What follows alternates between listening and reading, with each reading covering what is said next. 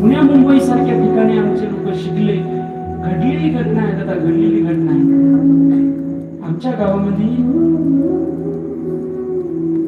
एक मोठा साहेब झाला.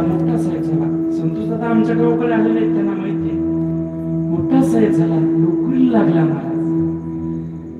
आणि त्याची 60-70 वर्षाची म्हातारी आई घरी आहे. आणि हा साहेब होऊन पुण्या मुंबईला स्वतःच बायको पोरं घेऊन सुखाचा संसार त्या ठिकाणी पुण्या मुंबईमध्ये करत आहे. आणि 60-70 वर्षाची म्हातारी शेतामध्ये लोकांच्या कामाला जाऊन रानातनं लाकडं काटकोळ्या वगैरे ते इंधन आणून हातानं भाकर बनवून खाते महाराज, हातानं. त्या आईचं कोणतं पाप असेल सांगा ना तुम्ही मला, त्या आईचं कोणतं पाप असेल की आज 60-70 वर्षाच्या वयामध्ये त्या म्हातारीला आपले लेकरू अधिकारी असताना जर का त्या आईला महाराज हातानं जर भाकर